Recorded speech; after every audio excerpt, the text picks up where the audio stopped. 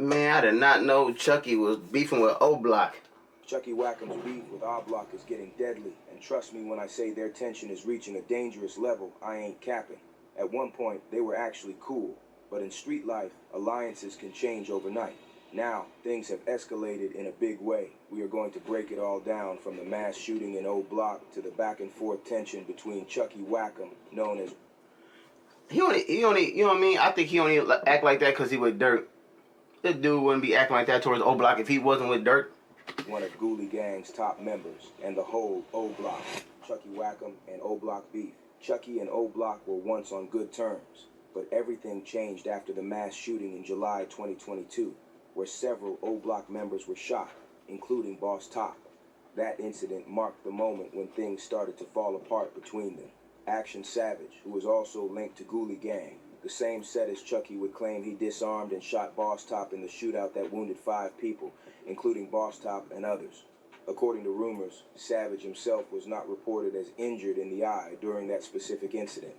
Instead, the eye shooting happened separately on Savage's block in Altgeld Gardens. According to Savage's own interview, it occurred in the early morning while he was outside handling a casual request for a $20 bill when he heard a gunshot. It was so crazy. I got shot right here, type, and this I was only out the hospital for 4 days when I got shot in O Block. Like, when in O Block, I was only at the hospital 4 days. Like, that was really like my first day being outside for real, for real. Like, I was outside early morning type, and one of my homies, like, mama asked me for, like, change for $20 type, and I told her I ain't have it. Then she like, man, just give me $20. So when I reached in my pocket to give it to her, I'm like this. I got my head down. I just heard, bah. I hit it and go, bah. I look up. She said to play. That's what it was. She said to play on. Hey, bro, you got $20, bro? Oh, yeah, I got you. Shh.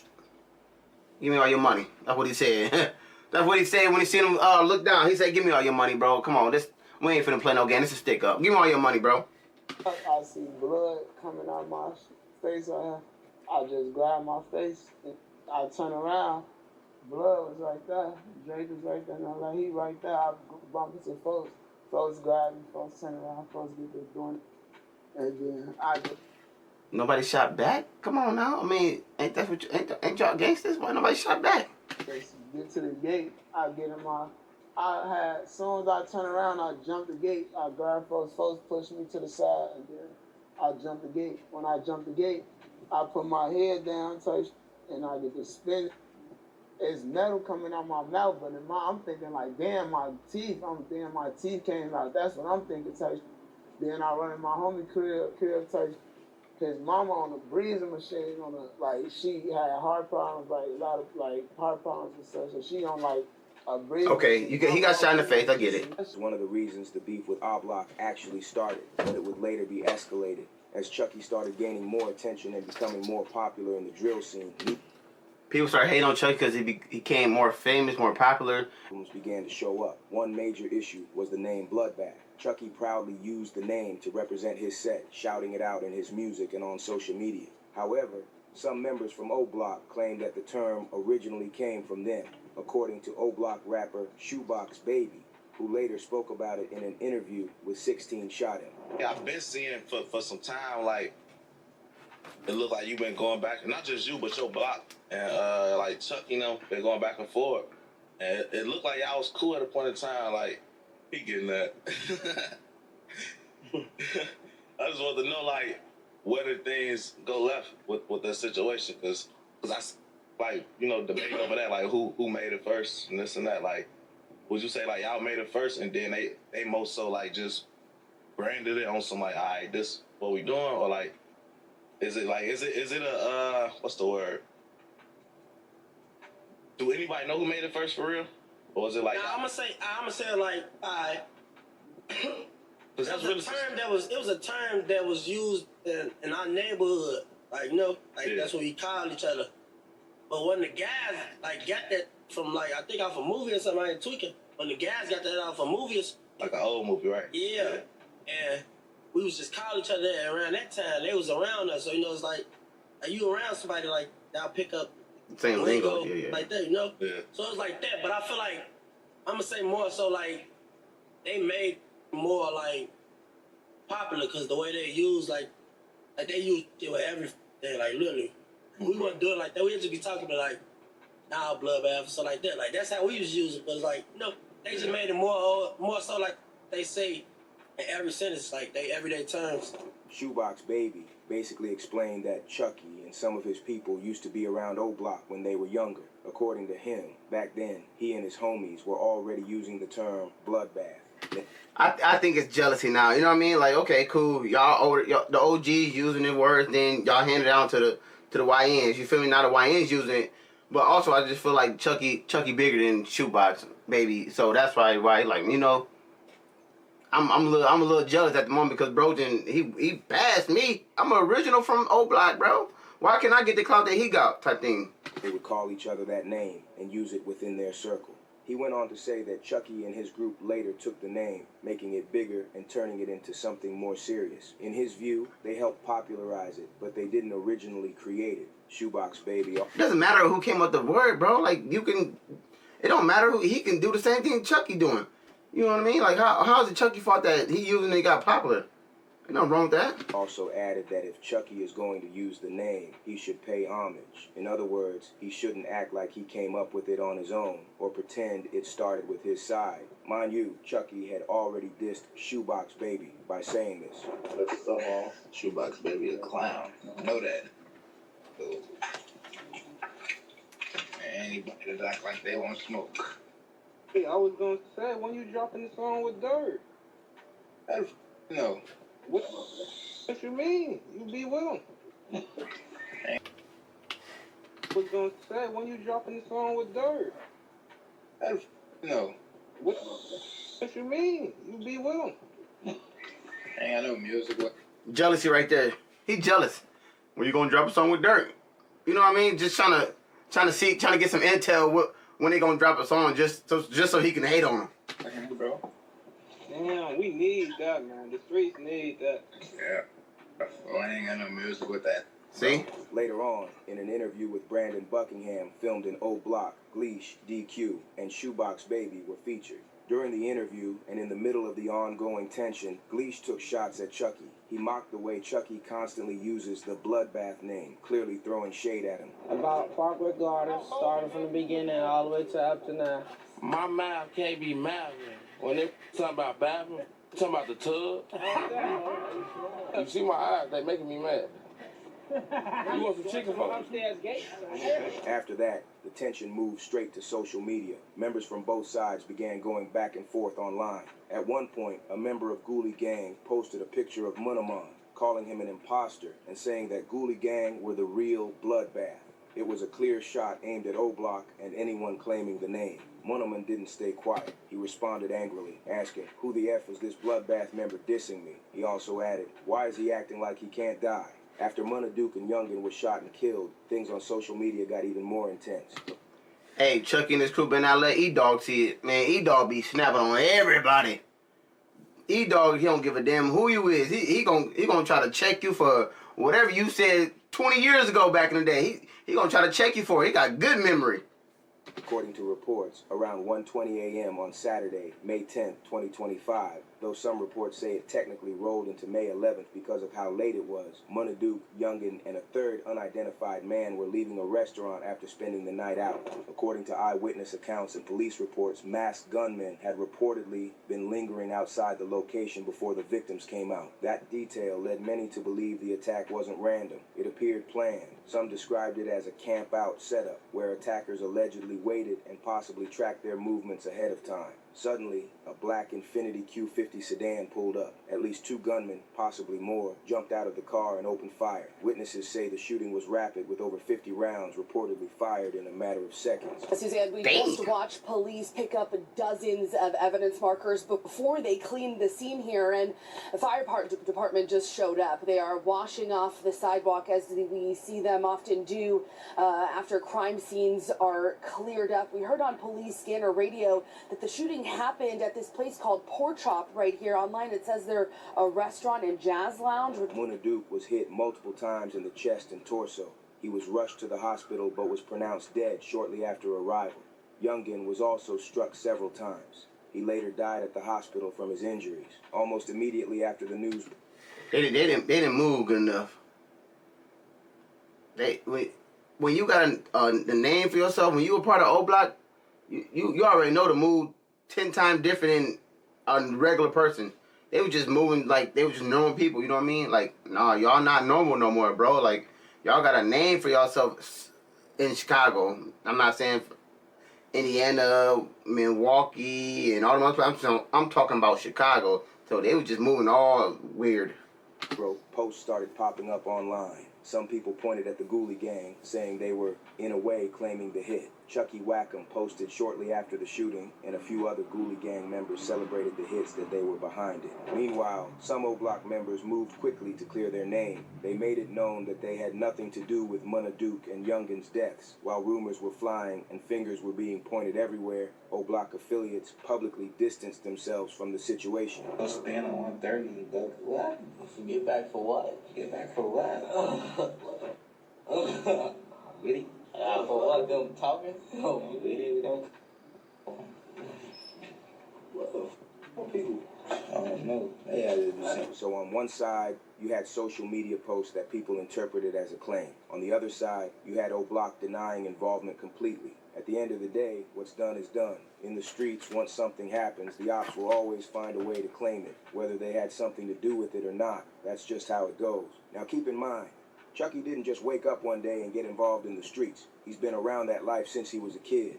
Chucky Wackham is the oldest of 5 children. Growing up, that already came with the pressure. Being the big brother means people look up to you, whether you're ready or not. But in Chicago, especially in rough neighborhoods, kids grow up fast. By the time he was 13 or 14 years old, he had already jumped off the porch. School didn't work out for him either. He was known for fighting, and eventually the school couldn't handle him anymore. I like Chucky's raps. I do. I for sure like his rap, but sometimes I don't be know what he's saying. Most of the time, I feel like he be mumbling. You feel what I'm saying? Like, bro, really be like, I'm just gonna rap on, wanna trap on. I'm like, dog, I don't know what you're saying, but this shit hard. In his sophomore year, he was expelled. That was a turning point. Once school is gone, there's a lot more free time, and in certain neighborhoods, free time can lead to trouble. His mother still tried to help him. She didn't give up. She enrolled him in a GED program at a local college so he could at least finish his education another way. That was her way of trying to save his future. And for a while, he tried, but the environment around him never allowed it. In Chicago, especially in areas with heavy gang presence, almost everyone is connected in some way. He's on this shit, man. That's why sometimes you have to move away from bad environments. Oh, he lit that up. Oh, I'm great. So when would you say you jumped off the porch, Howard? Around 13, 14. For the grave, I fucking get to doing list. Then get to getting the fix. Now you tied it, didn't need deep. Hold on.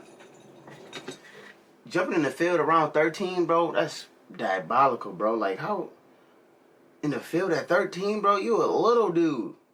At 13, no way. Bro, at 13, you know what I was doing at 13? I was in school being bad and fucking trying to touch on the teacher. Ain't about nothing though. You know? We got out early. I'm 18. Yeah. I'm 18.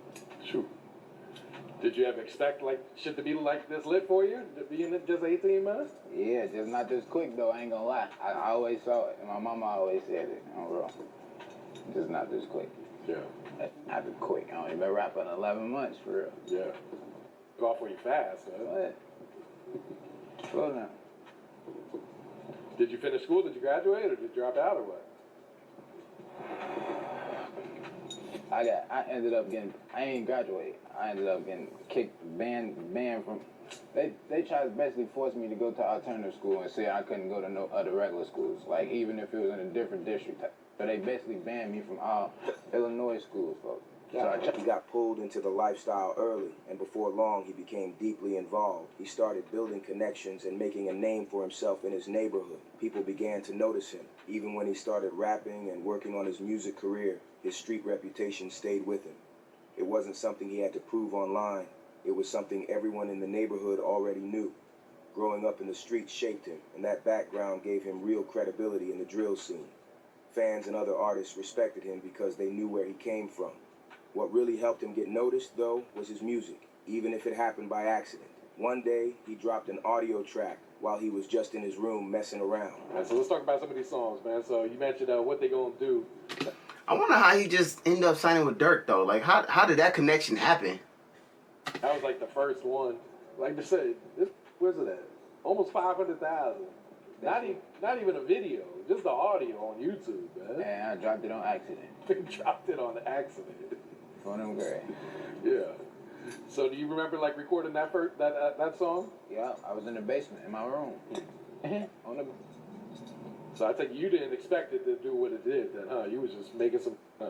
Who the other dude he didn't with? plan to release it, but the song blew up, and suddenly Chucky's name was popping up everywhere. That accidental release showed just how ready he was for the spotlight. From that moment, his journey in the drill scene really started to take off, and people began to see him as a talented rapper, with rumors saying he is currently the hottest OTF artist right now. That accidental song release was the start of something big. It's what put Chucky on people's radar, and eventually led to Lil Durk signing him.